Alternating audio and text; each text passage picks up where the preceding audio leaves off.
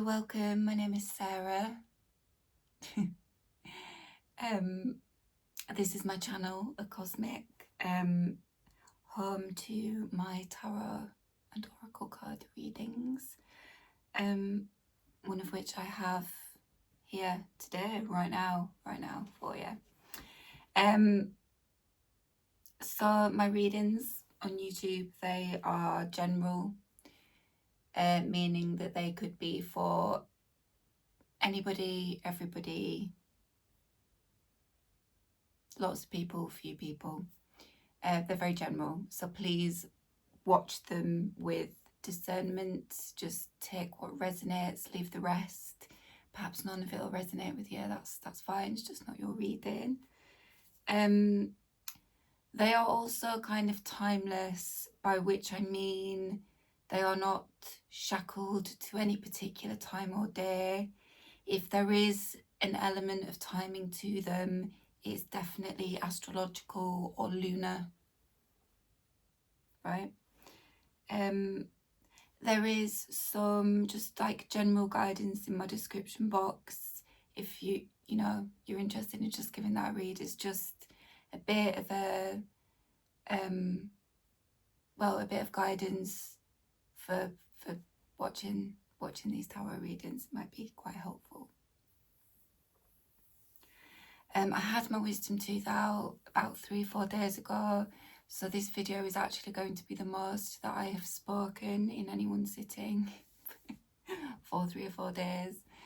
So excuse any kind of croakiness. What are you gonna do? So I mentioned that as well because actually I pulled these cards probably about 2.5 weeks ago, and then my wisdom tooth just overtook my days in an unprecedented way. So I have had a lot of time to kind of sit with these cards and muse about what the message is, which can sometimes be a bit counterproductive, because I just end up with loads of information, loads of message, right? Because I've just been like focusing on the energy for that long. I've kind of stayed open to the message, which has kind of happened here. I think there are different things, like different kind of stories and messages kind of coming through these particular cards. So I'm just going to kind of see what actually comes out in the video, and that is what is meant to be communicated, right? Whatever's going to come out. But I actually pulled the cards around a sort of message that I got that was delivered to me in sort of words and phrases that were very curious to me. And I think it was just a few weeks ago, maybe some time in early May, mid-May, doesn't matter. So I got the phrase Prima Facie, right? Prima Facie,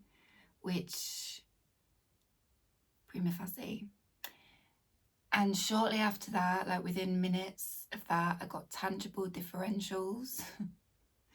So I wrote those down in the notes app on my phone, and didn't forget about them, but I didn't really kind of give them too much attention.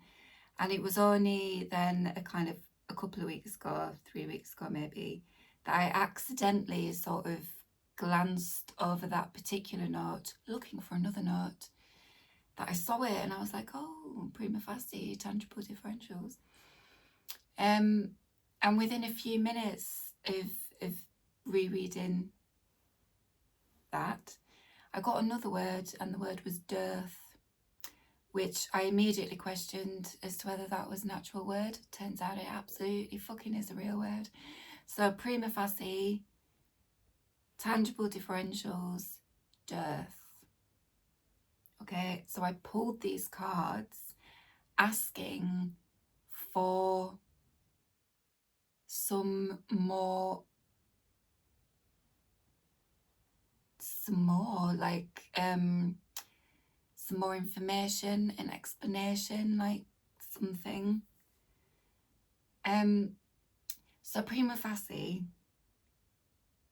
is a Latin phrase from primus, which means first, and facies, which means face. So first face, right? So in modern usage, it's kind of come to mean like on the first impression. On the first impression.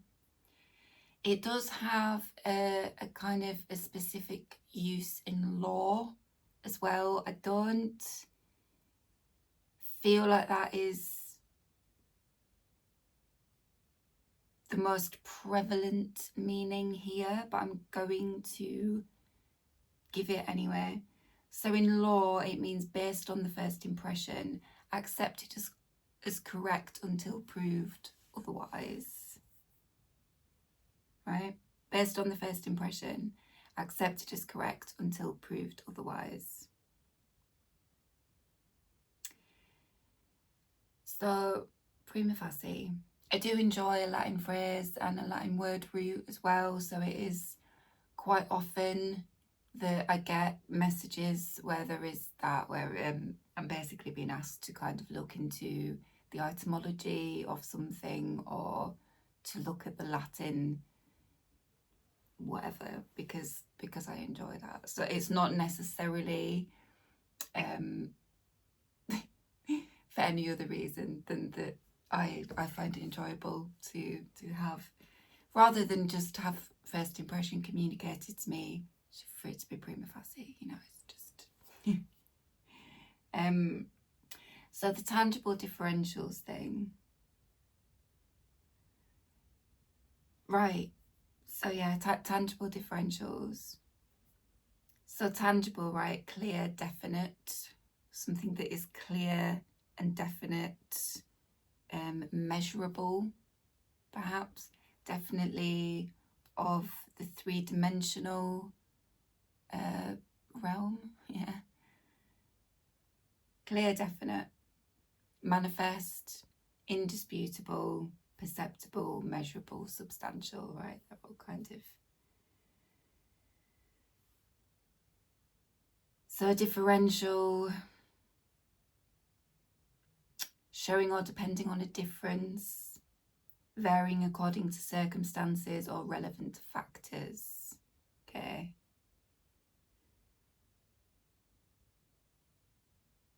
There is like a specific mathematic definition for as well, or relating to a difference in physical quantity that I think is probably relevant. A difference between amounts of things, right? Distinction, inequality. But tangible differentials generally refer to the observable and measurable differences between two or more entities, often focusing on physical or material attributes. These differences can be in terms of size, weight, materials, design, or any other physical characteristics. That was the one that I've put in bold here, okay? And again, there's a particular like financial context for tangible differentials as well.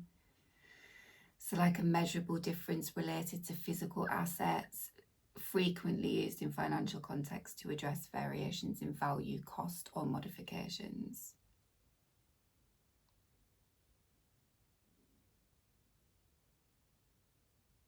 And then dearth simply means like a scarcity or lack of something.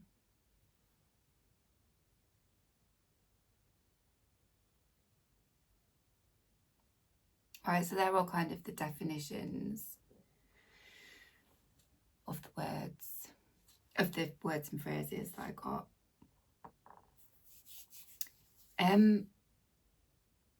So I'm going to go into, just so I can show you some cards, so you're not just a video of me talking without visual aids. There's an interesting underlying here, right?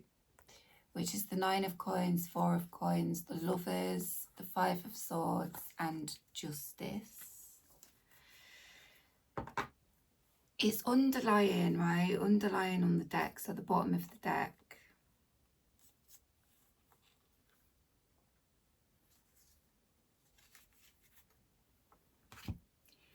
These two cards, I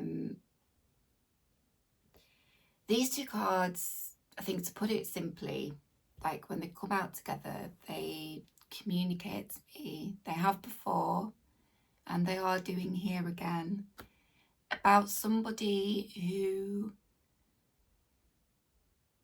thinks or views themselves as falling short, right? As if the way this figure is kind of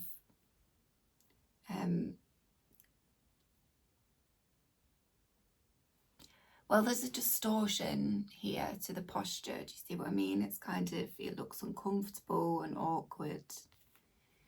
And in contrast to how this figure here is depicted, where there's this sort of elegant presentation, composure, sort of grace, there's a real contrast here between the figures in the images.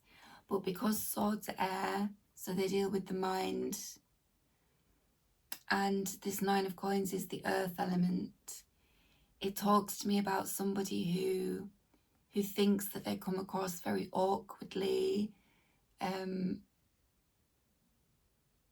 right? It's like they have a distorted kind of view or way of thinking in terms of how they present to the world. It's like they are presenting in actually a very kind of graceful, composed, possibly like quite well turned out way, but their thinking is that they are coming across like this. So it's a distortion, because this, you know, they're not awkward, they're composed.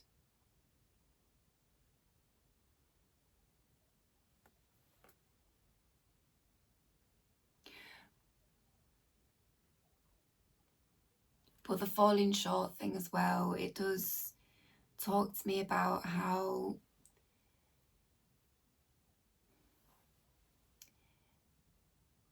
again, because of the figure in this one, kind of the stature is kind of crumpled and lowered.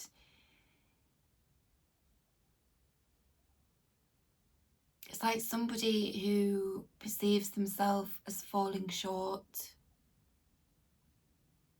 right? Which is that where tangible differentials is coming in, okay? Tangible. Like they compare themselves and they find themselves falling short, right? They have a mindset or a way of thinking that has possibly set them back in certain ways, or held them back from things, or it's made movement and progress painful, right? It's like an uncomfortable image in this card.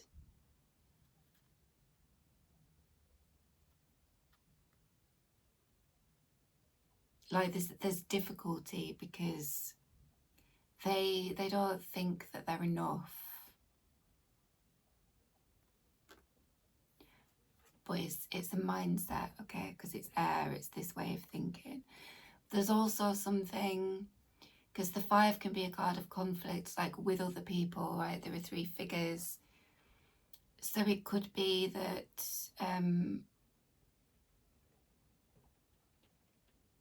you know, there's been perhaps certain things have been communicated to them in a kind of aggressive or confrontational, quite nasty way. Yeah, I suppose like a bit of a vibe of perhaps other people trying to take them down a peg or two, right? That can be the energy of the 5, right? It's a bit of an energy of conflict. Yeah, well, it is an energy of conflict, but one where there aren't really any winners, right?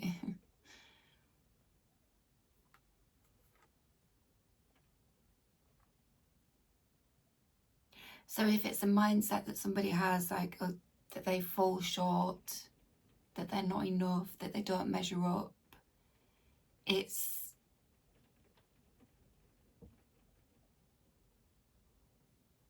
don't know, it's like there's no real winning against that mindset. The mindset has to be overcome, right? The mindset has to be overcome. Once it has been overcome, there's something that feels a bit sort of in the past about it, right? It's been overcome.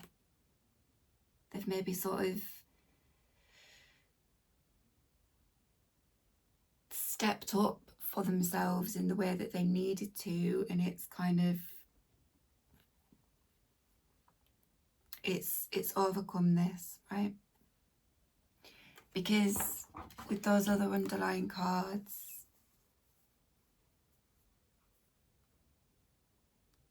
there was Justice and the Lovers and this 4 of Coins. So the Justice,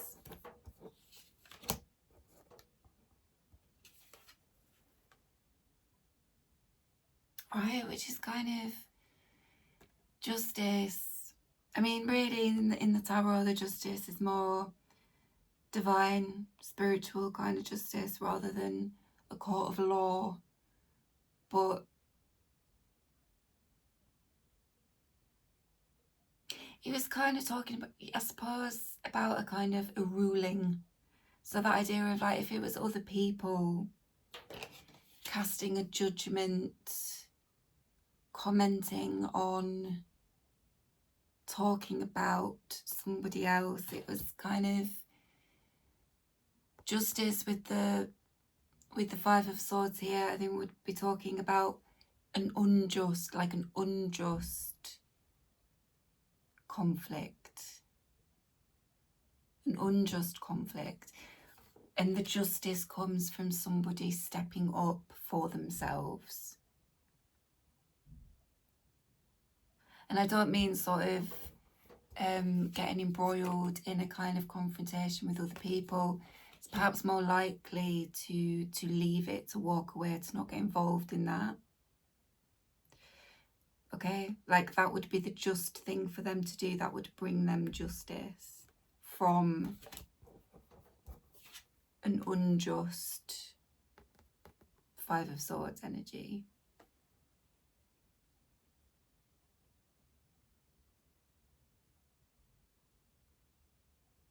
Yeah. Yeah, because I think then the 4 of Coins is sort of talking about something kind of forgotten, but really here just sort of communicating like something in the past. So I think this is something that, or a particular kind of thing that happened, a particular event or kind of happening.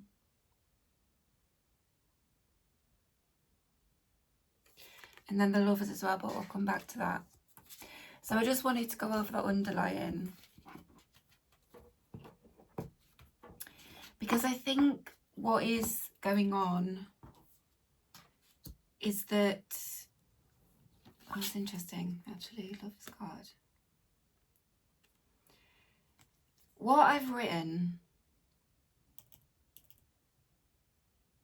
is basically there is some kind of difference, some kind of tangible difference.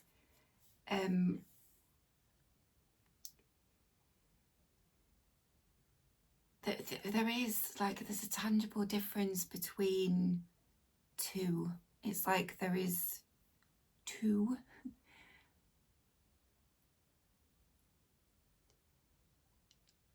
people, to things to,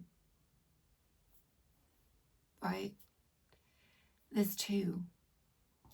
There's two. But there is this, I keep saying that there's like a tangible differential. There is something that when you measure it here, there is more. And when you measure it here, there is less. Like there is, it's like that is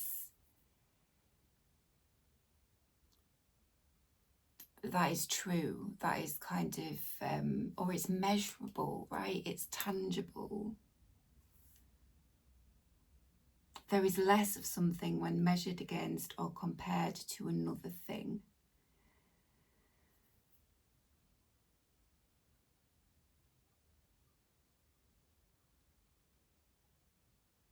Smaller in quantity, size, etc. But not lacking. Because there's balance communicated in this Lover's card as well. Like the figures are kind of equal. So the thing about, and like typically, right, the justice with the scales, the balance. So the thing that keeps bringing me back here, right, is like, it's the lack of balance. That was the unjust thing, right? It's the lack, it's unbalanced, it's unequal. It's unjust.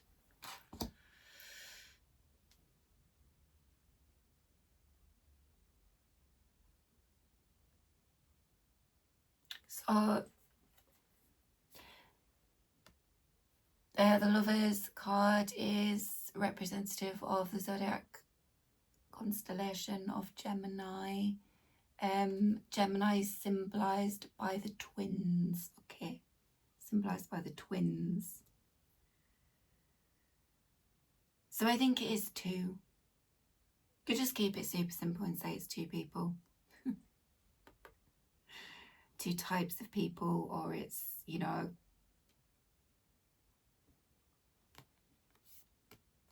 a sample in some way.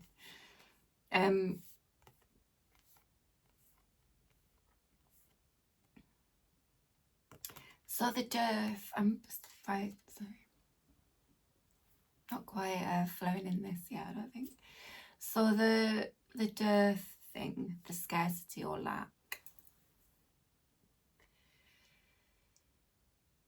Because if I were to just take that on the first impression, it's saying, like, on the first impression, there's a tangible differential and there is a lack, right?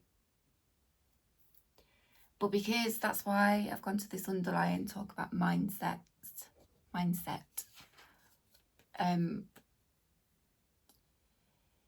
is because I think the dearth, the lack, is actually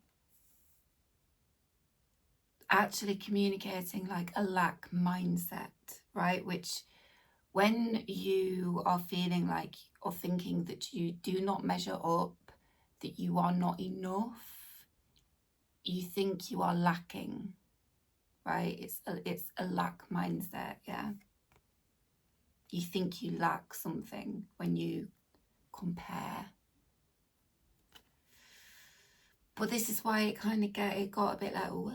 Because there is a tangible differential, right? On that first impression, the results, it's got an obviousness to it because it's tangible. So it's like saying, yes, there is a difference. Yes, there is more of something, or this is bigger, or this is whatever, and this other thing is smaller. There is not as much. But there is, right, there's a difference between lack and having less. And I think that is the point that I'm not articulating very well, okay? It's like any kind of lack is rooted in a mindset. It's possibly an older mindset, like something that has been largely overcome, but there is perhaps something that is new, or there is just something that is kind of hitting on a bit of a tender spot of that not feeling like you measure up or that you're enough or whatever.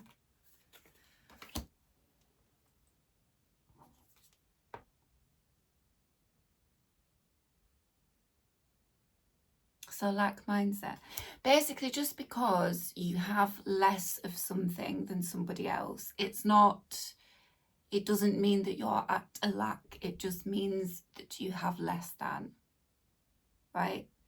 Lack is a different thing. Scarcity is a different thing.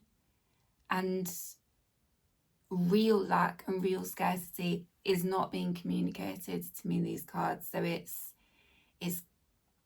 the dearth thing was sort of saying lack mindset. The lack is non-existent, just less than in some way. But it's like it's, you know, I don't know if I'm communicating this very well, am I? Less than isn't the same as lack.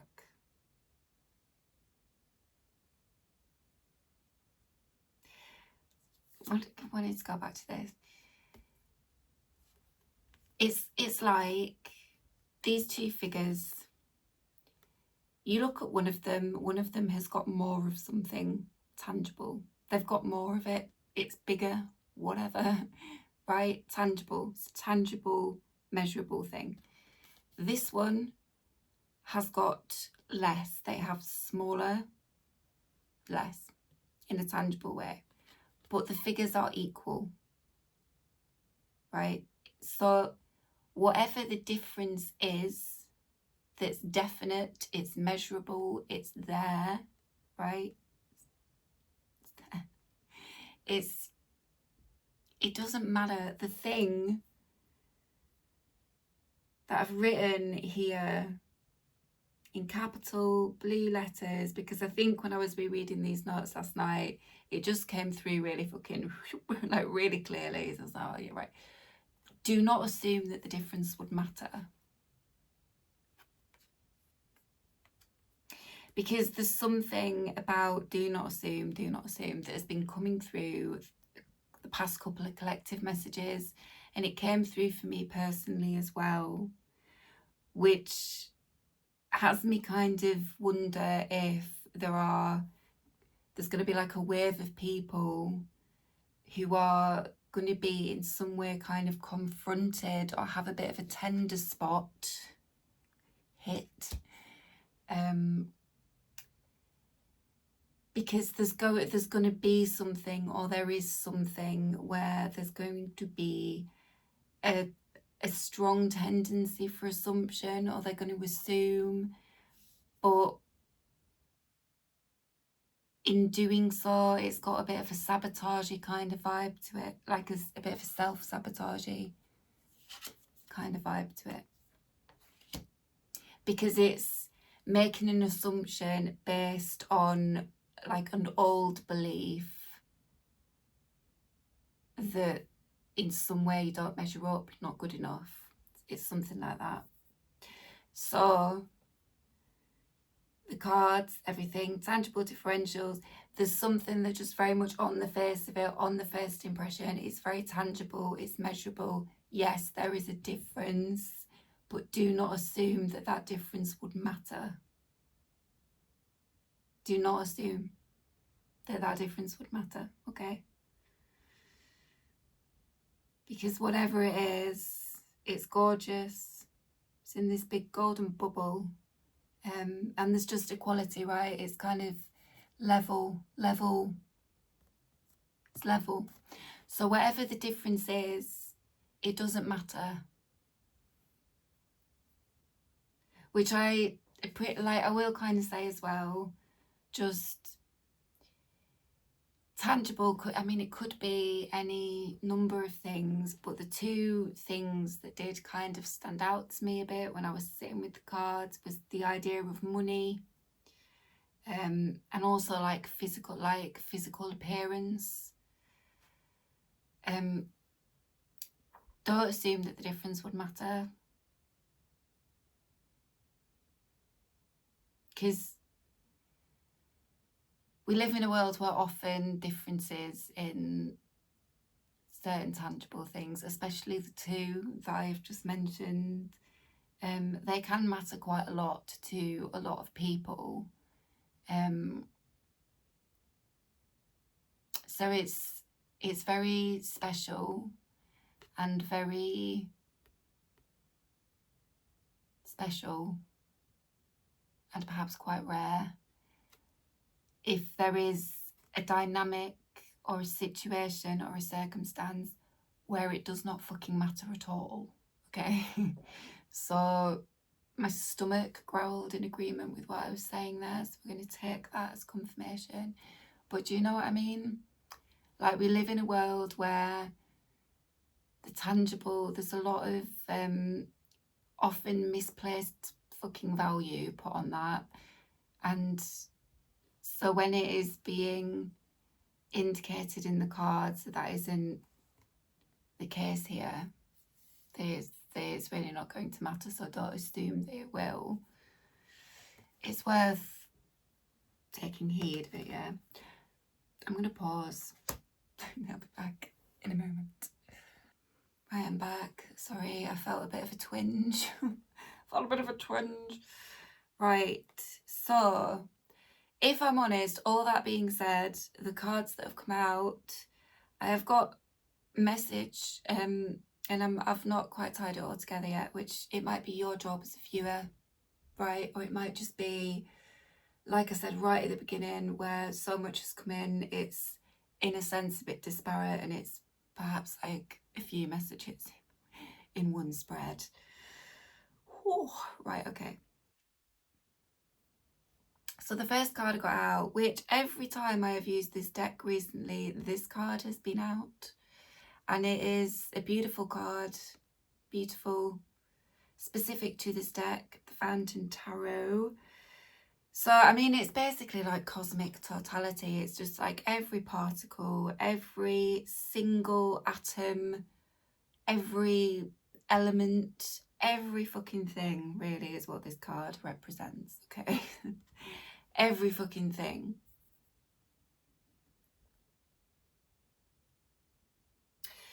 Everything. Divine nature, right, okay, as well. Divine nature. And it is a card that kind of instructs us to just be. To just be. Be ourselves, maybe. Be ourselves. No one falls short, really, do they? Do they? Is that true? Is that accurate to say? But I suppose there's some truth in that. I know what I'm getting at in my head. Just sure I can articulate it. But it kind of communicates, like, just be. Don't, surrender. The authors of the deck say surrender to that which you are, which is whole and perfect, right? So that's kind of what I'm getting at here. When nobody falls short, it's like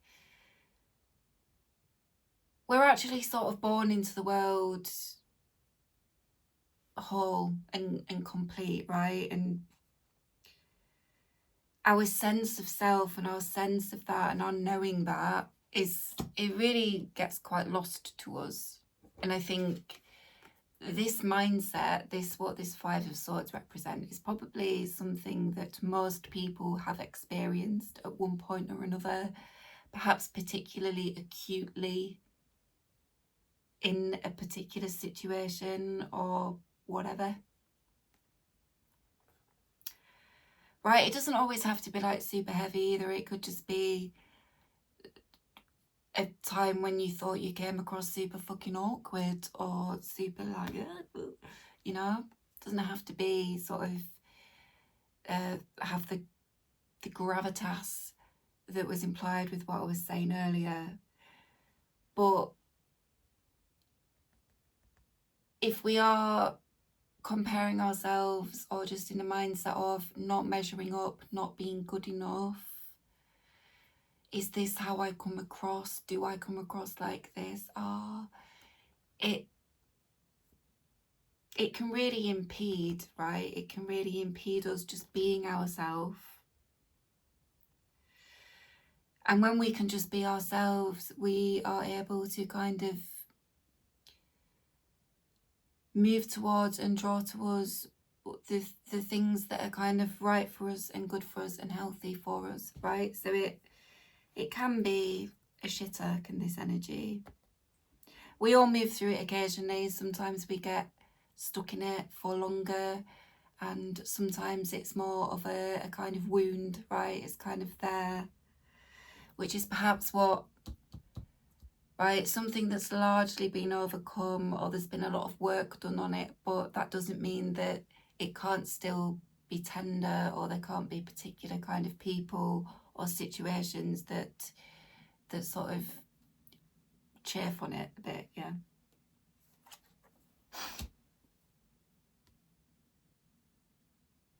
Invites you, right, to surrender, to surrender to that which you are, whole and perfect. But it also invites you to observe, master less, and just be. Okay, it's the author of the deck.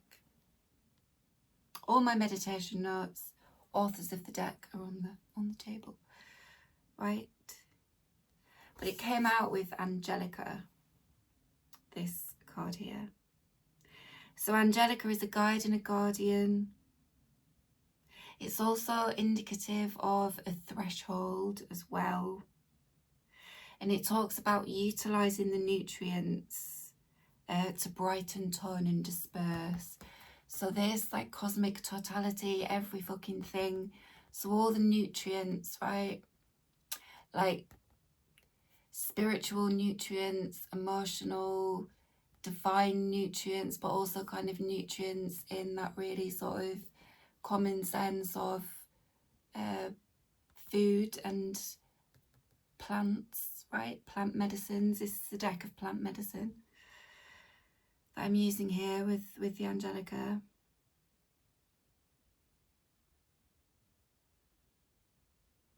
Also talks about a bridge that knows the language of the cosmos, the ethers and the spirits.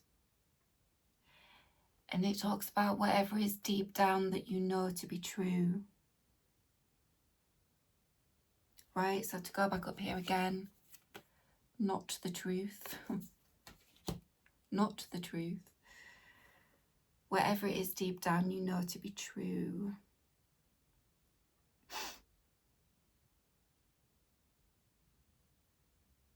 So there's a threshold point here. There's some kind of threshold point, but it's a biggie with the fountain. It's significant. One of the other things this card can represent is the end of seeking. It doesn't have to be the end of all seeking, but it is, it trumps all the major arcana cards in this deck. It's kind of outside of everything. So it does signify something fairly significant. So it's, I think, a threshold of, well, of something significant. And there's a bridge, right, as well, with the Angelica. Signifies a bridge that knows this language of the cosmos, the ethers, of spirit, right? Spirit could be a card of spirit, a beautiful symbol of spirit, that divine nature. Wherever it is deep down you know to be true. I've also written here with this, like, someone who is, someone who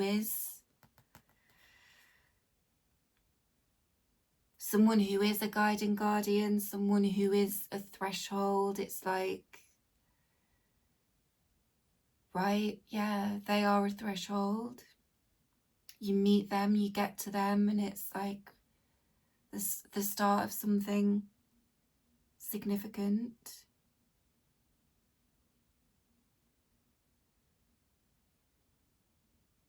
So someone who knows the language of the cosmos, the ethers, the spirits. Perhaps they know what's deep down. Right, they know what's deep down. So we're going beyond the first impression now, aren't we? We're going beyond the first impression. Oh, so is the threshold the point of moving beyond the first impression? So, if it were a person, is it the point where you get to know a person, or you get to know something about a person, right?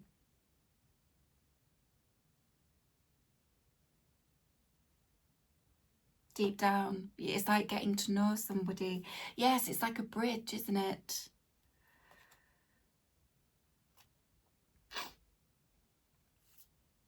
I've also written elegant design here, just because the cosmos, hey, beautiful, elegant design, which is kind of what the Nine of Coins can indicate, right? Typically, it's Venus in Virgo is the astrological association, so there is this with the Venus, it's an emphasis on beauty in all of the ways, right? I don't necessarily mean like a beautiful person in like their face is symmetrical thing, right? Beauty is very subjective, but there is, with the Virgo, it brings in this idea of like precision and a kind of adeptness, like being able to present and turn things out in a way that is sort of quite exact or very well considered, very deliberate, right? Elegance, grace, elegant design.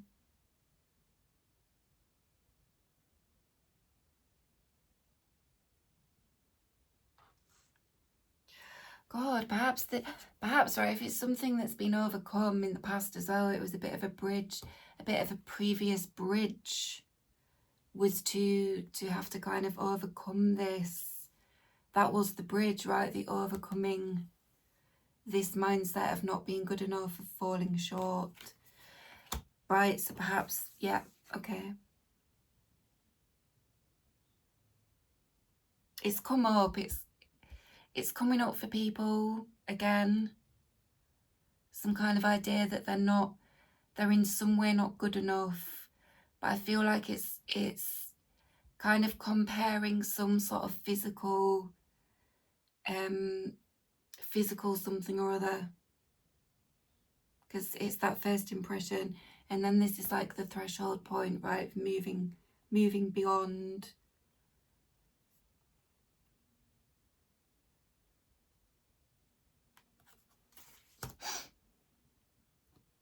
So then we had the lovely, gorgeous Queen of Cups. Right, so the Queen of Cups is the water element.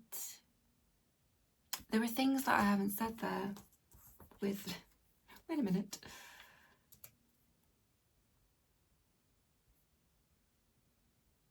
Right, okay, in my meditation, I got the word unison. Right, so simultaneous performance or utterance of action or speech. Simultaneity, the state or quality of existing, occurring or operating at the same time. But how I kind of surmised that was that it can be both, it can be this and it can be that. It can be all of it, right? It can be all of it.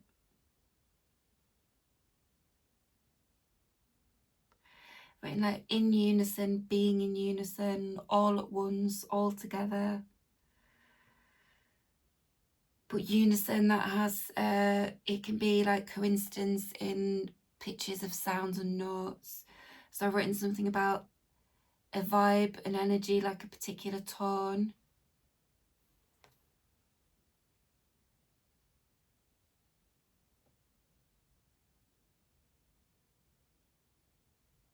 It could be this, it could be that. But in like, not it could be this or it could be that. It's like it's all of it. So with the Queen of Cups,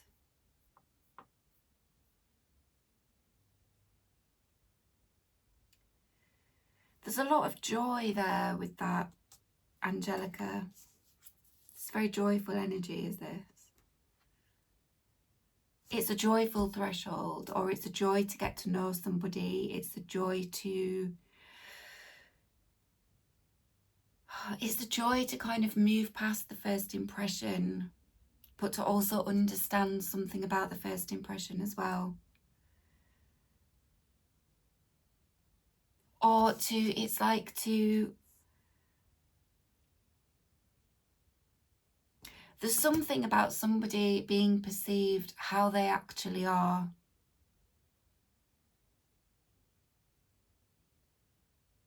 This is what it's like. It's all of it. It's like there's a first impression that has to be moved past because it's the first impression, right? So there is more to know.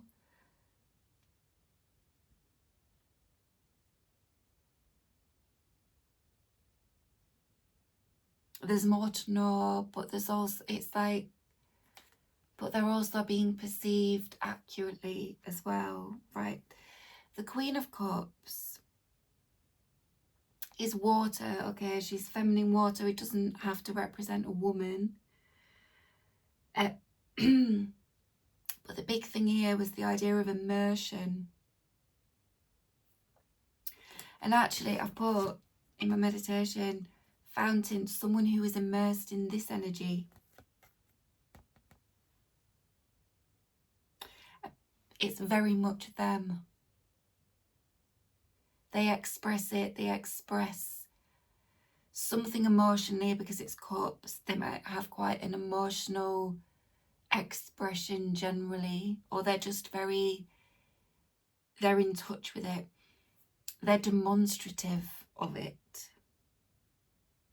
And I've put fluid, grace and eloquence.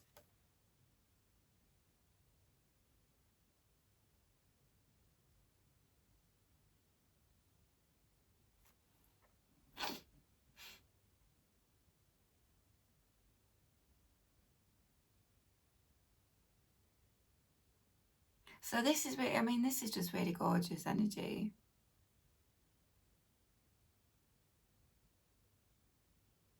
Queen of Cups, right? Typically like very warm.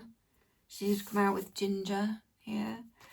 Very warm, devoted, like compassionate character. The authors of the deck have said, like, typically a Queen of Cups would know the pain that accompanies love and the failure that would accompany success. Knows your depth and what you are capable of. And, right, and most importantly, they believe in you. They've got genuine empathy, exceptional intuition, and wisdom through experience. So this as well, with this all of everything, they could have been someone who's experienced quite a lot. They have matured a lot from that, and they are very immersed in a sense of self that they have developed from that experience, okay?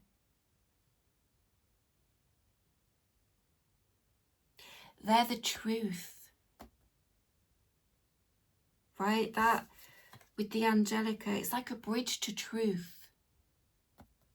A bridge to truth. The Angelica is the bridge and the threshold point, right? Angelica fountain are the bridge and the threshold point, and then it's like there's this idea of truth here.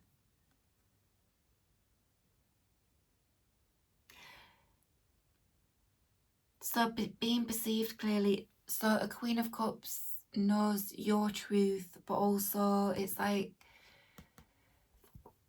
they're fairly, it's transparent, the right way to communicate it. This is what I just said about being perceived, how they are.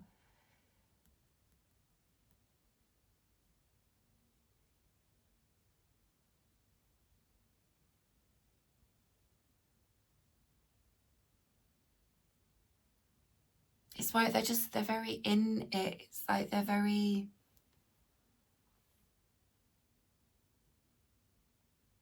genuine. It's like it shows, right? It seeps their wisdom, their intuition, their kindness, their devotion, their compassion kind of seeps through them. It's very apparent.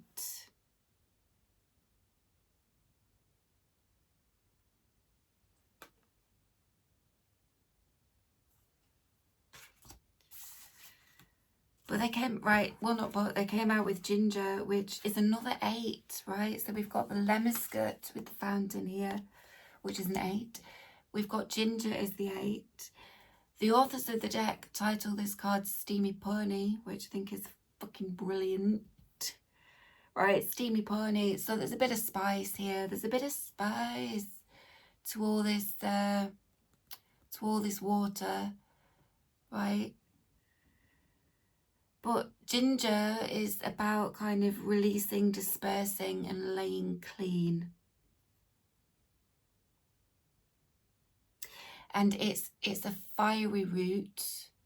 Okay, it's a fiery medicine, but it has a really strong relationship to the waters in our body, because it's a deobstruent, which I think it unblocks. It unblocks, it gets things moving. Yeah, helps to clearing up and obstructions, right? Particularly those that affect the flow of fluids. So that's in the body, but also the old sort of energetic flow as well, yeah. Yeah, it's an aperient as well. So it helps to loosen and move things along. The pony, the movement, the idea of like momentum, motion, fiery motion. Yeah, bright force of momentum. There's an encouragement to stand tall. Move energies, move desires, right? Circulate life force. Circulate life force. Absolutely what this card represents here. Circulate life force through the body, through the atmosphere and through the world. Get out, do your shit, right?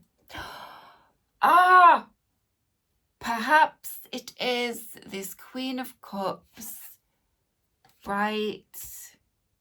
The wisdom through experience, who has overcome and battled or done this particular battle. She can tell you there ain't no losers. Ain't no winners. Ain't no winners, no losers, right? The just thing is to work through it, to move past it, okay? So it is perhaps this Queen of Cups.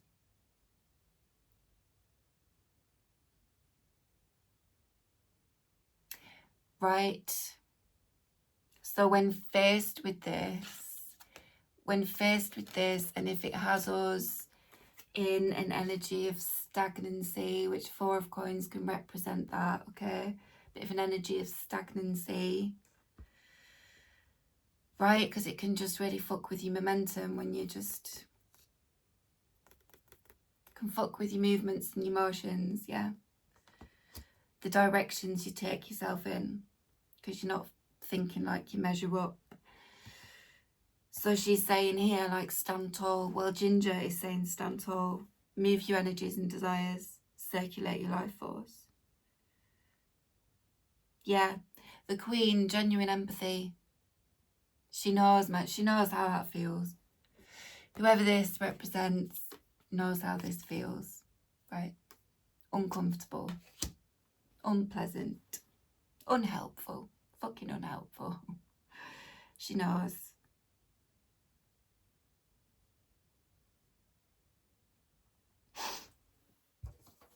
know, the imagery in the cards as well here can sort of say, like, they can suggest a bit of a stuckness. I know I've just said stagnancy, but it's that idea of kind of getting things moving, yeah. Like releasing, dispersing, laying clean, just moving it all out. Well, that's gorgeous. Okay, so after the Queen of Cups, interestingly, we got the Page of Swords. Got the Page of Swords. So in my meditation, this was very much communicating, like just being viewed, being viewed and viewing, seeing the actual kind of action of looking. And then I've written, someone's looking, it is they who perceive. Watching the Queen. Perceive it, so perceiving the Queen. And then, right, the pages, all the pages are like energies of learning. So there was something about wanting to learn about them. They watch and they learn. They watch and they learn. And they're very inquisitive and have an interest in learning things. But they're wanting to get to the truth of it. They're wanting to get to the truth of it. So maybe wanting to get to the truth of somebody, but then I've put what they see is what they'll get. What they see is what they'll get.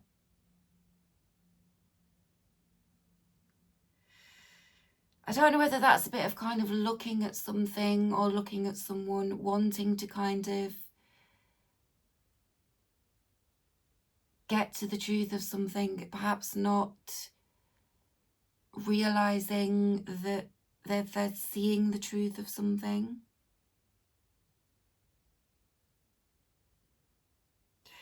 I don't know. It might be somebody who doesn't recognize or hasn't recognized, that they're being faced with like very genuine, like someone very genuine.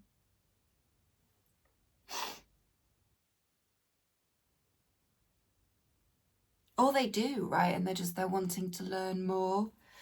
They're wanting to learn more.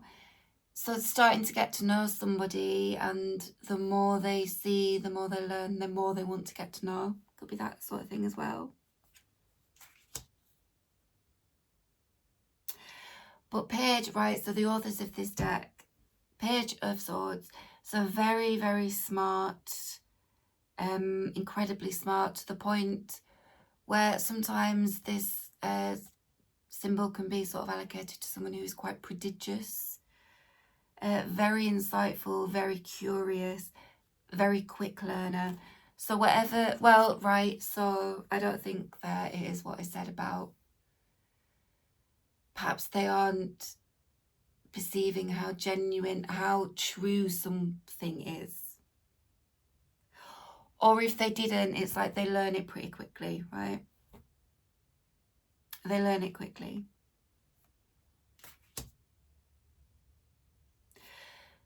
But there's also about like when they learn something, they share it quite logically, thoughtfully and freshly as well.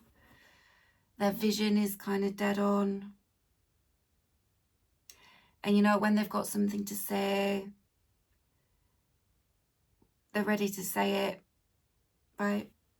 Sorry. Got something to say, they're ready to say it, and it's kind of full of insight and confidence. That's typically what this Page of Swords indicates.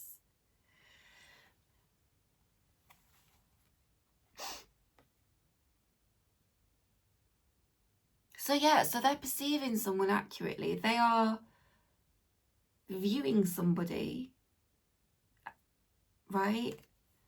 Oh, is this like a trippy two? There's two. Did I say that? Where's that lovers gone? Gemini, the twins, right? So just the idea of two. And I even said, didn't I? Tangible differentials. It's like there's two. And there's like this kind of point of difference between them. a tangible point of difference. So if the page is representing being viewed, but also viewing, seeing, the action of looking,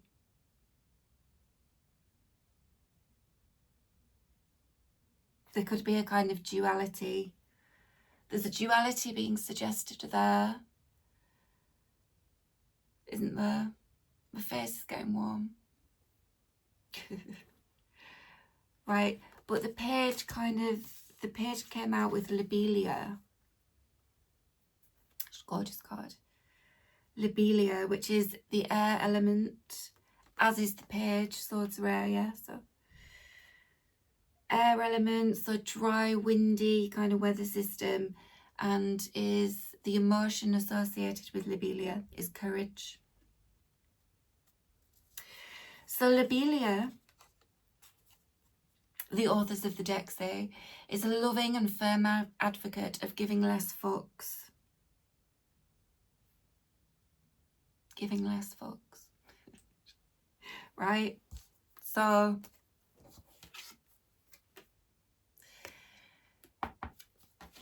right, there is, it's something about like that, about thinking that you fall short, that you're not good enough, that you don't measure up, that you don't have enough, that you're not enough.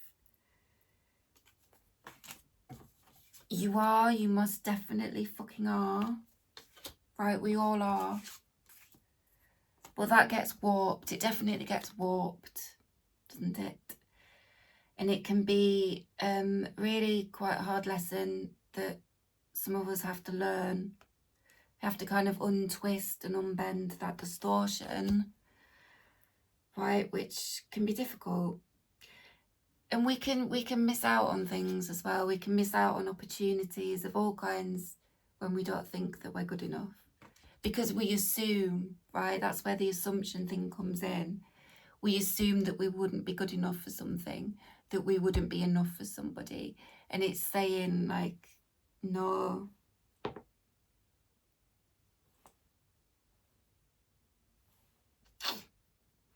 It's definitely sort of saying as well, like there needs to be some moving past whatever the tangible differential is, because it's like really all the good shit is beyond. Don't let whatever the tangible differential is stop you from moving beyond it. Like try not to let it stop you from getting to know somebody or from getting to know something, from entering into a situation, however it could apply for you. Try not to let it stop you. Whatever that tangible difference is, it doesn't matter, which is a really special, gorgeous thing. Because in this world, in this society, it often does matter, okay? It matters often. So when it's being pointed out to us that at least in a particular dynamic or situation, you may well know already who or what that is. It really doesn't matter. So that's blessed, okay? It's really blessed. That's why it's coming through with this big energy. It's right, and it's outside of everything. It's a rarity. It's a rarity. Where in a lot of instances, a lot of situations, perhaps other times, at other points, it would matter, it would have a bearing. It doesn't. The only way it will is if you make an assumption that it will. Does that make sense? Okay. A loving and firm advocate for giving less fucks. So if it is anybody or any sort of external piping up from other people that is, I don't know, perhaps outright telling you that you're not good enough, or there's a suggestion of that. I don't know, but it's like,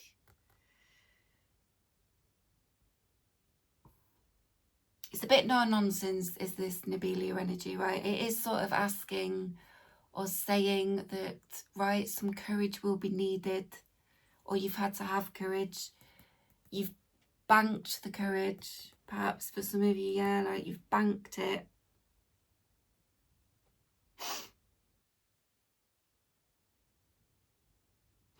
The authors also say, like, doesn't shy away from a high intensity state. Lobelia is a plant. So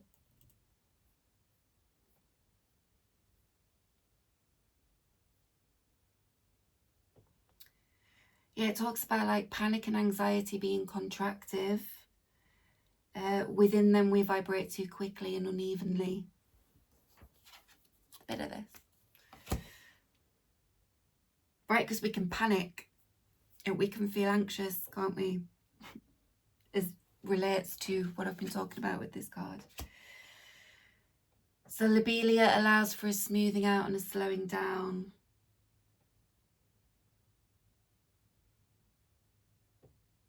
It's also a bit of a symbol of feeling ready for love.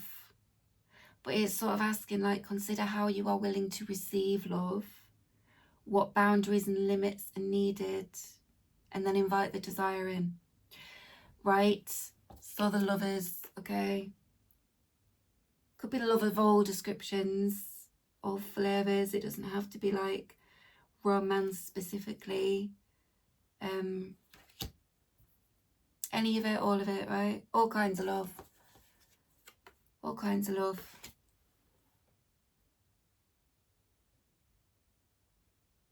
But you've got to be open to it, okay? Being open to it, having the capacity for it, knowing what your boundaries and your limits are, all really important. But then invite the desire in, which is what Ginger was saying. And it's like, yeah, fucking go for it. Go for it, right? Go for it. Do not assume that the difference will be a problem. Will matter. Right.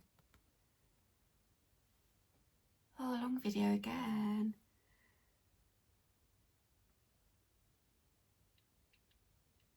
There was all this kind of talking about depth as well. Something about Lobelia not shying away from a high intensity state.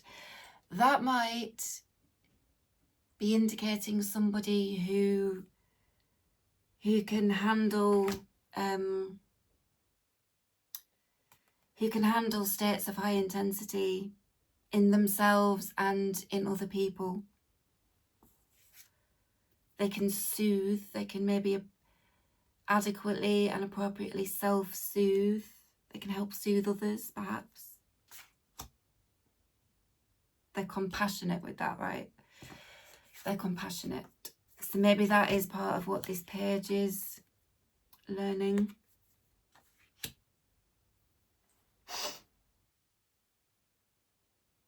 Right, so it could be saying like somebody who has the strength to function and deal with high intensity states.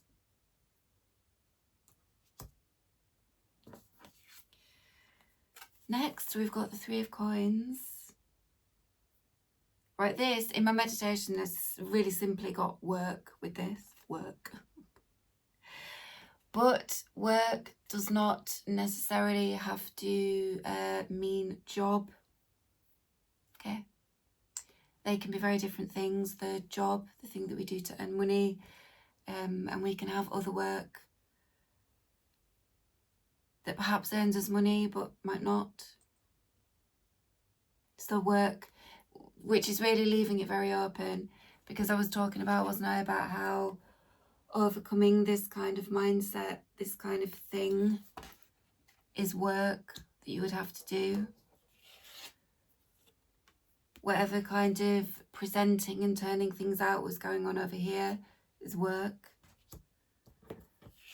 Friendships, relationships, connection, love, it's all work, right? You have to invest time and energy. Don't mean like arduous work, but you know, it can be, you have to invest, don't you? You have to invest in it. So something that you have to invest in, you have to work on, you develop it.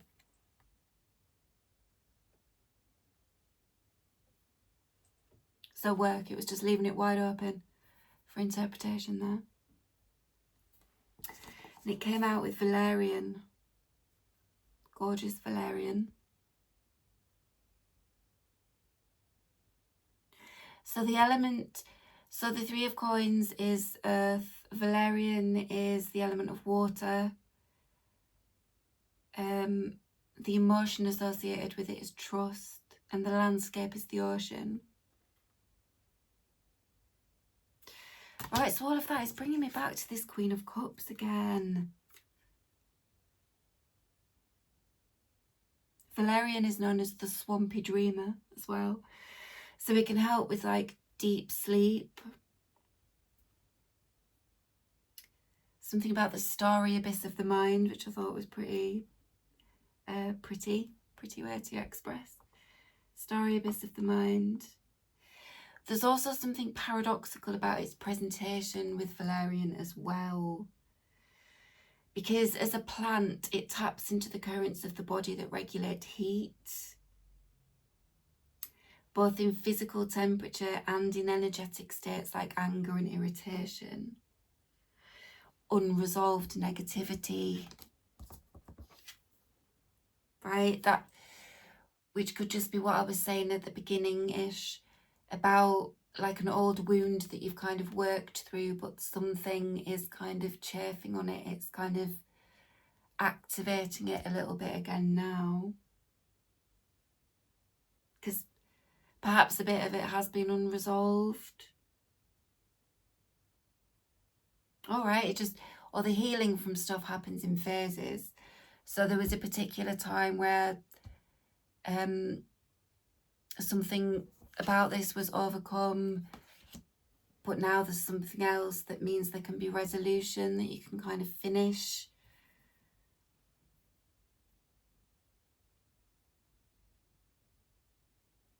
If you don't make the assumptions, right, there's something very strong about that.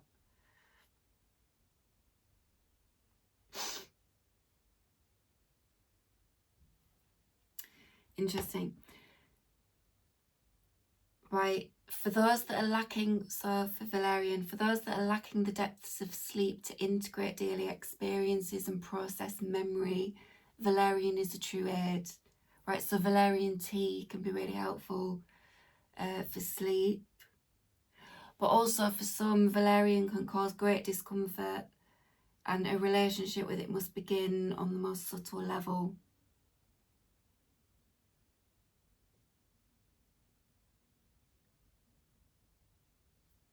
High intensity state.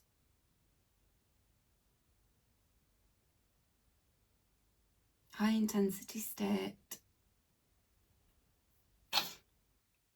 Okay, so it could literally be talking about like have some Valerian tea, give it a try, see how you get on. It can be very beneficial for sleep. Personally, it's not the experience that I had with it, but I know people who have used it, do use it to aid sleep.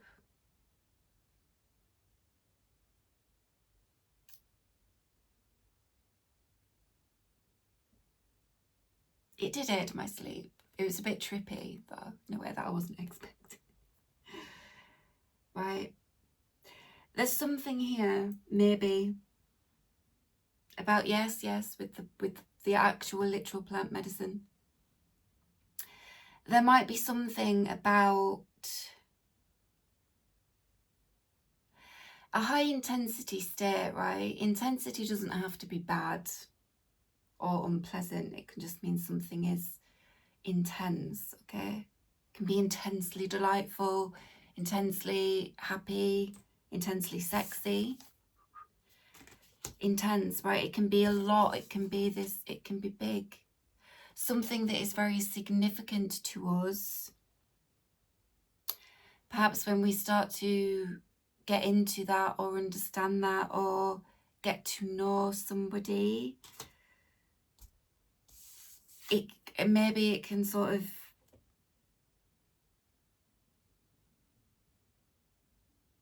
there can be an intensity to it, right? Or there can be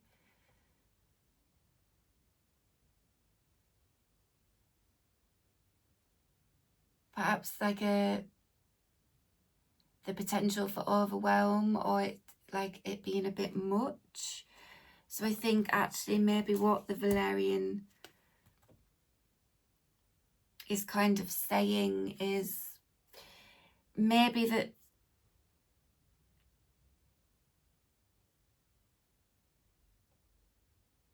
there's going to be someone's intensity and somebody is sort of trying to gauge or been trying to learn whether that is something that somebody can actually kind of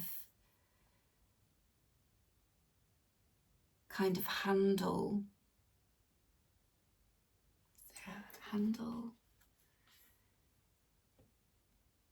Or if somebody is able to hold that intensity, right?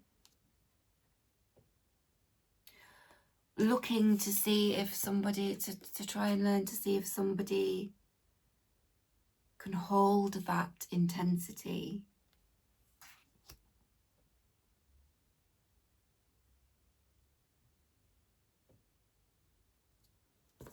Remember, she knows your depth.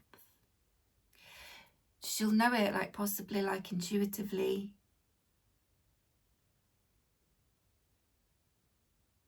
Warm, devoted, compassionate.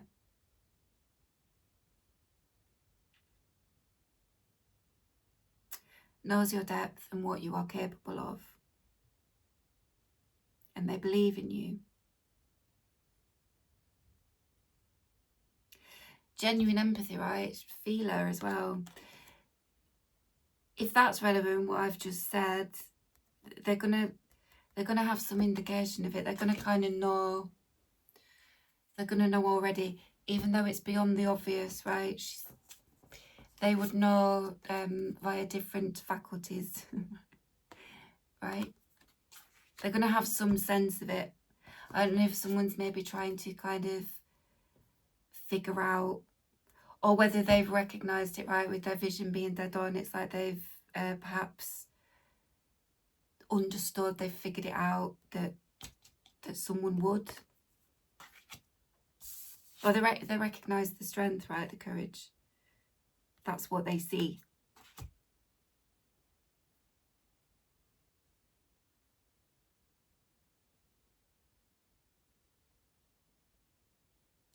But then also, because this one came out with Libby, so this one doesn't shy away from high intensity state either. There you go.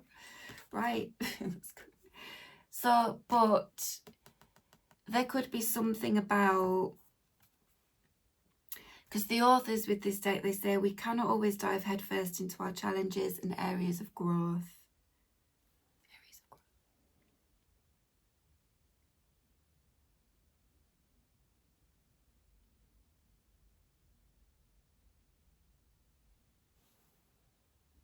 We could just broaden that out to like we can't always just dive in head first to shit generally, right?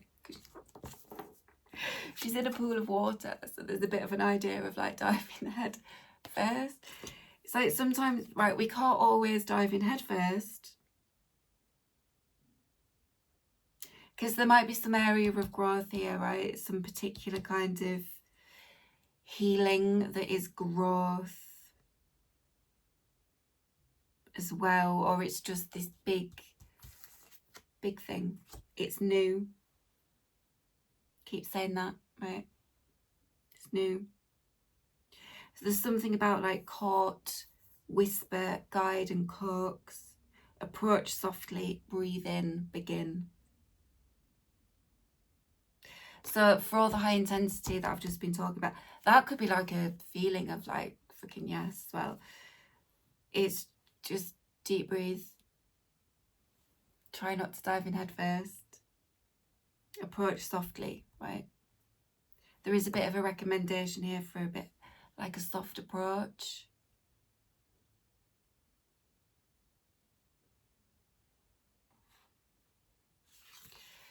What was the Three of Coins saying more as well? It had more to say. A dream is developing and taking root. Masterful elements coming together to create something unique and refined. Unique and refined. I've written unification, and it's that idea again of unison.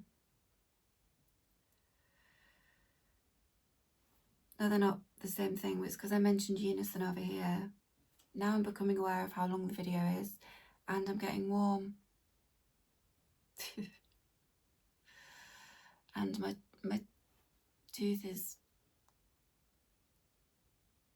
painkillers have worn off, basically. Right, they're wearing off. Masterful elements coming together to create something unique and refined, but we cannot always dive in head first. This being all the elements as well, there's a threshold.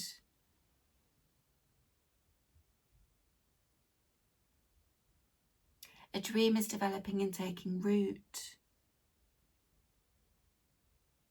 So with Valerian as well, talking about the dream space, there might be messages in your dreams. There might just be really quite clear communication, or just messages in your dreams that indicate something to you, or they're trying to help you. They're giving you a message about something.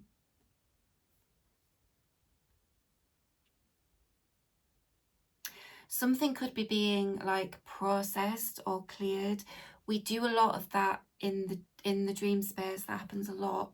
So that thing about that, if you're not reaching to a deep enough level of sleep to do that, to process memory, to kind of sort through things,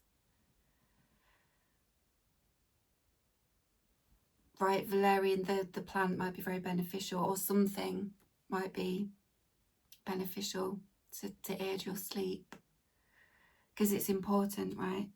Maybe that's why there is this kind of don't dive in head first.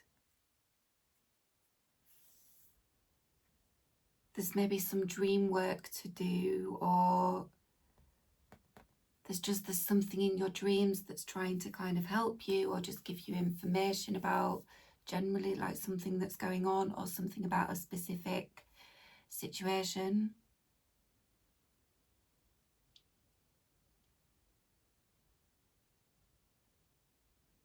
Dream work.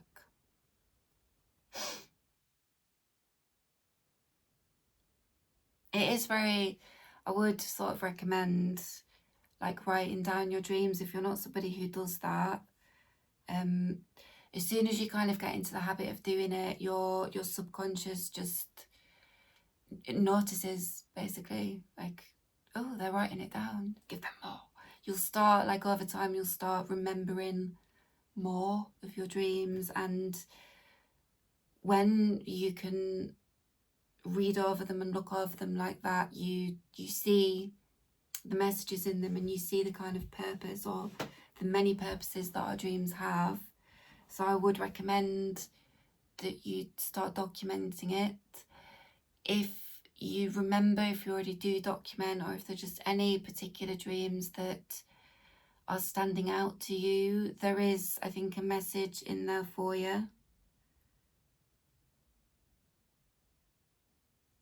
Or it's just going to be indicating to you that there's some kind of clearing out, some kind of, what was it, a deobstruent, the deobstruent that is ginger, right? There's some kind of flow is coming back, some, right, just like a big, getting things moving again. Which might be why, right, just approach softly, because all that's going to be going on in a kind of ethereal space, and often it's very important that things like that are done before we start proceeding with anything in the material realm. There is, yeah, something strong about dream work there.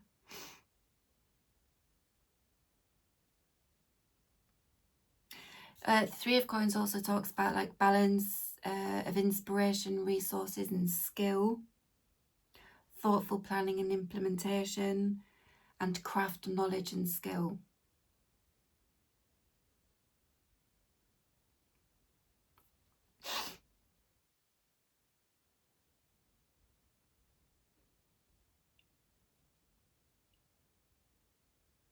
There's something I think about perhaps an area where some folks feel like they fall short, or they're not enough or something like that is maybe in some aspect of their work.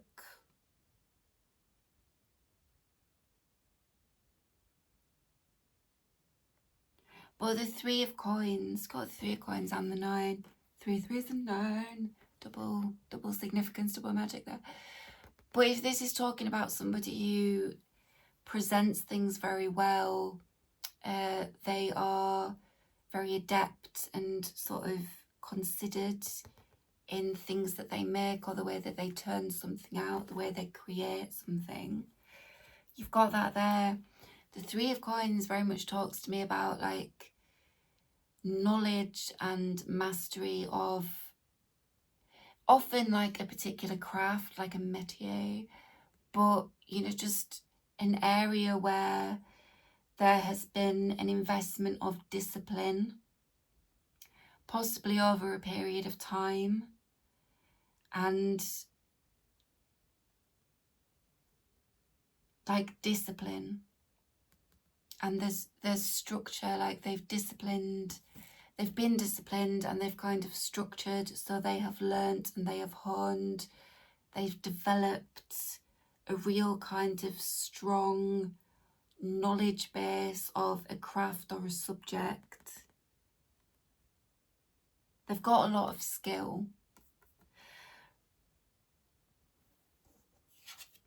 But they might not have thought so at other points in the past.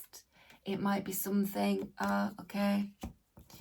it might be something that is coming up for them again now, because perhaps maybe they're getting ready to present something or to get going with something.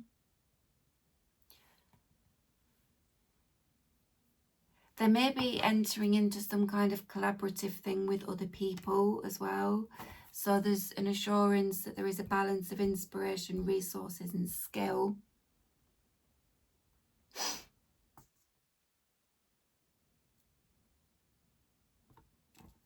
That might be part of what's coming through in the dream space as well.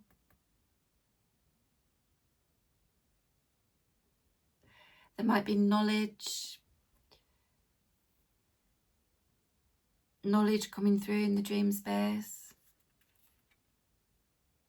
Really do, feeling kind of, I've put a lot of emphasis on that. Really do try and pay attention to your dreams.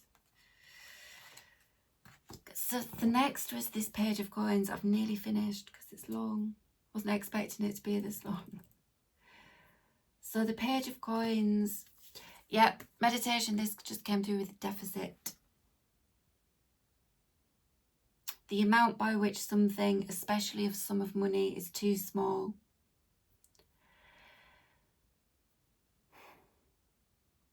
But, right, so this I think is what I was getting at with, like, it can really, this can be very harmful when we don't think we're good enough. We don't think we measure up, because it can stop us from moving towards opportunities or recognizing opportunities in the first place, right? Which can impact our finances. If it, talking about jobs and work, it could stop us from going for applying for particular jobs. It could stop us from putting work that we make out into the world, trying to do something with it. So it's perhaps very likely that there has or is a bit of a deficit in a financial sense.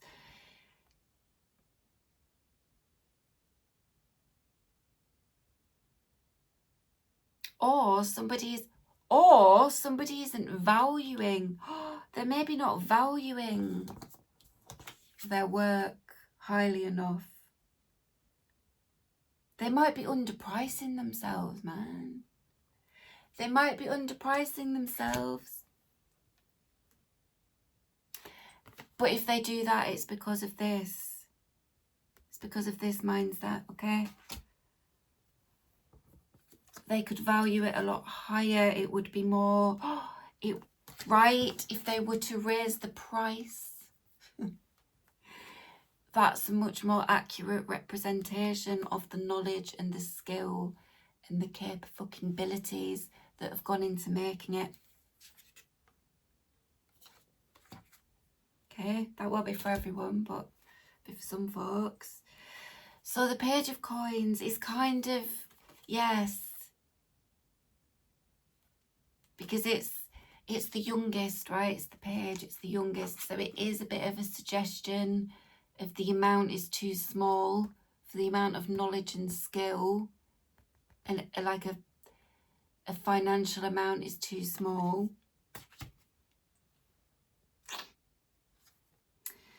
But it came, I sort of understood it a bit more as like a deficit of praise. And then I got the phrase taken a shine to as well.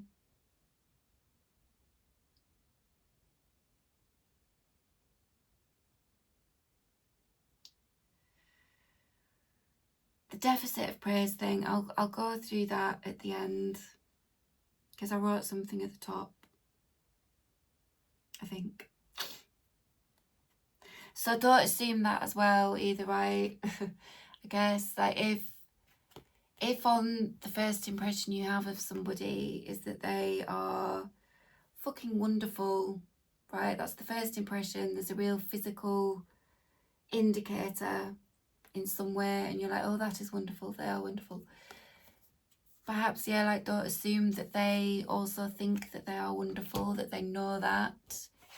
Don't assume that they get praise over work that they do, over things that they make, over the way that they look, possibly.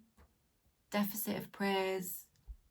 There was something a bit here as well about support but not praise.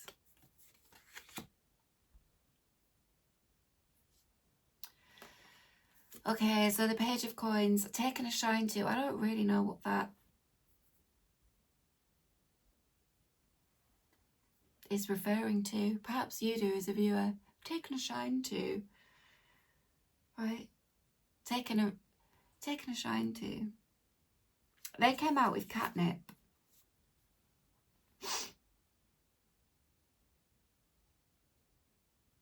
Right, so the Page of Coins is like practical excitement. It's being prepared, being very grounded and quite sort of anxious to get things going, to move things along. So again, back to that, like, it's not always about jumping in head first to things. Breathe, approach slowly. But it's a combination of sort of being enthusiastic and being quite serious as well. So they're quite unique, or whatever it represents is quite unique. There's like a unique combination of things in this one, of qualities, right? But it's an energy of like awe and wonder as well, right? They're just very excited, very open. And then I've written practical approach to something new in regards to finances, right? So it could absolutely be like charge accordingly and appropriately to your level of experience and skill. Knowledge, okay? Acknowledge your knowledge. I feel like this is possibly there's going to be a situation, there's going to be something, this is going to be the tender spot where they're going to have to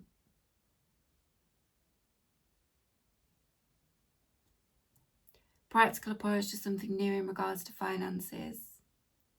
It's like they're going to have to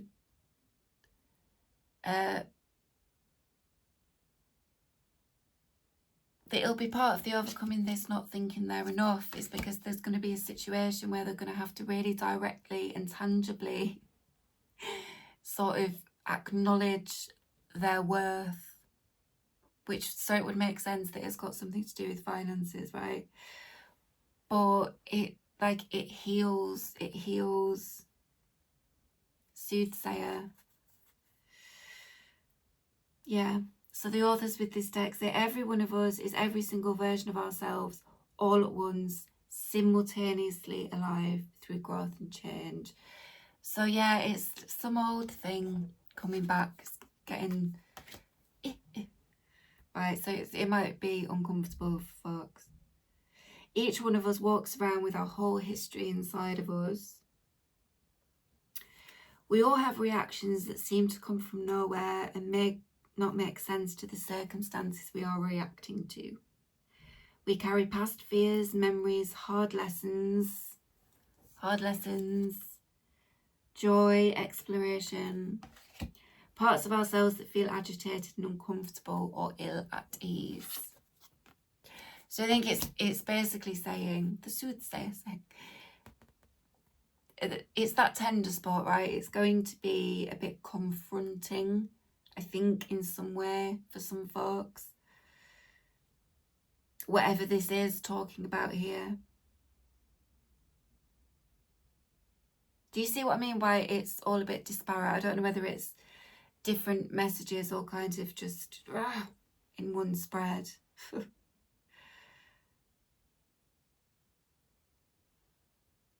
Okay, right, let me finish quickly. Quick. Yeah, so it's going to be a bit uncomfortable, I think, but it also puts in this kind of really gorgeous energy here. This very unique. It's good. Somebody might likely be feeling quite uncomfortable in some kind of presentation or acknowledging of their experience, their expertise, their skill. Perhaps they're having to kind of put themselves out there or sell themselves a bit, and it's going to be a bit uncomfortable. They're perhaps going to be ill at ease, right? Which is perfectly fucking understandable. But it's like, it's past stuff because it's all in there, right? It's all in there. So it's like they're getting kind of, past stuff is getting kind of irritated and prodded. But it's so they can see how fucking unique they are. Unique combination. And so they're going to be able to start collaborating, right?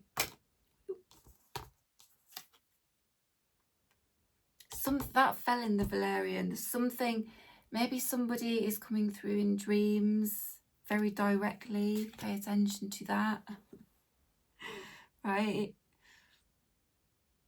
Maybe somebody in the dream space is coming to you to kind of make sure that you understand what you're capable of and what your value is.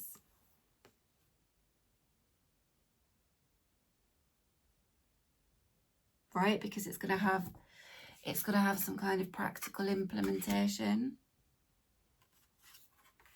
Ooh. Right, and the final cards is another 8, right? It was the 8 of Wands and this beautiful Holy Basil card.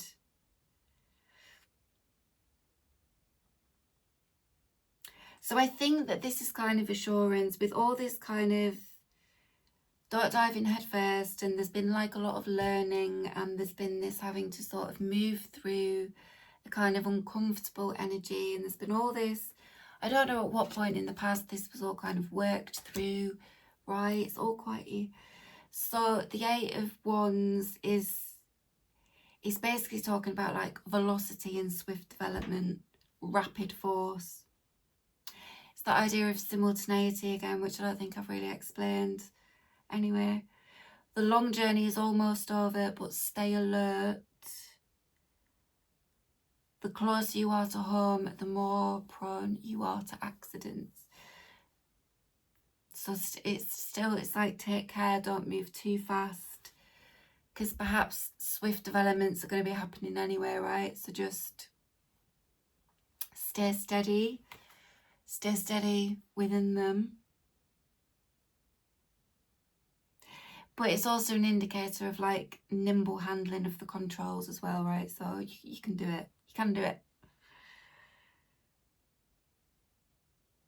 And it talks about like singular purpose and explosion of potential as well. But very much like moving towards it, right? Or maybe things moving towards each other. Simultaneity, right? At the same time. Things moving closer towards each other. Perhaps some kind of distance is being closed, literal or metaphorical. Could be talking about the passing of time as well. A time is drawing near. Time is drawing near. Holy Basil is just simply known as the romantic. So sparkle and effervescence.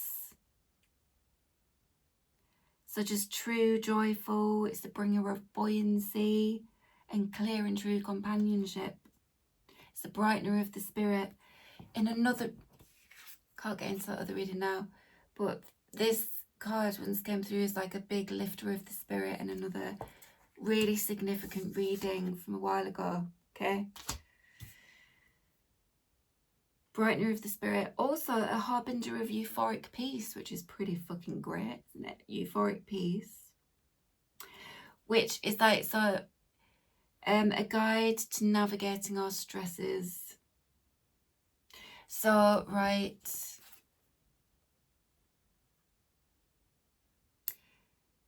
It's indicating that nimble handling of the controls, so you can navigate your stresses, which is, at least relatively speaking, there's going to be some kind of euphoric piece there, right? Perhaps just negotiating particular stresses or stressful situations, or just the way your body kind of handles stress is going to become a somewhat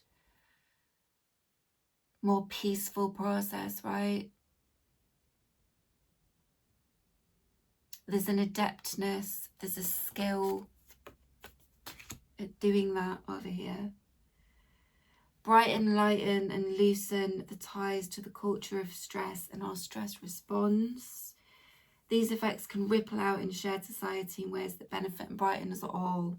Brighten us all. So we all the eights and all the lemniscates, yeah, that idea of like back and forth.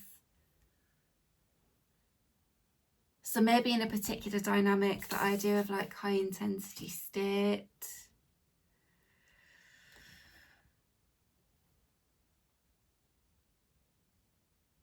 Basically, if we can do it for ourselves, if we can kind of manage our stress, navigate our stress, it can have benefit outside of ourselves, beyond ourselves, right? It can brighten everybody. So don't underestimate that. I know sometimes it sounds a little bit like, well, it can sound like it's maybe not enough in face of some of the things that we find stressful. And some people, you know, they go through really horrific things. It's saying, you know, if we do it for ourselves, we can kind of help. Energetically, we can help beyond ourselves more than we perhaps realise. Yeah. So there's a lot of beautiful stuff here, and I don't feel like I've really explained the message very well. Who knows? But there's some gorgeous. You might, as a viewer, you might be like, oh, it all makes perfect sense. Oh, it's already fucking long as shit, isn't it? So let me just read something that I didn't say at the beginning. Beyond the obvious, perception of that which is beyond the obvious, brackets the tangible. Someone is perceived truly, a perception that is held about them is accurate, is true. They are perceived how they actually are. What you see is what you get. The first impression is the truth. So do you know what I mean? There's some kind of tangible differential that's the first impression, right? It's coming through as some kind of thing on which no assumptions should be made. But it's like somebody is also the first impression you get of them in this kind of, they are truly themselves. It's like it's all of it, right? Simultaneity. It's all of it. The first impression is perhaps more complete in certain instances or in certain respects than, oh, I don't know. There's something about intrinsic value here, because there is some kind of lack of praise. Do not assume that someone's praised or that they receive praise. Dearth, lack of praise. Do not assume that someone is praised for or even knows their intrinsic value. They may struggle to perceive it clearly. Murky perception of self, which is all this, which is the thing that I think it's like the old, perhaps quite hard lesson, some tender spot that's getting twanged, right? Do not assume that the difference would matter. Excuse me from being all over the place, but I hope that it is a cohesive message that is helpful to somebody. Right, thank you so much for watching. Take care. Enjoy the sunshine and the rain. It smells nice. Something. Bye bye.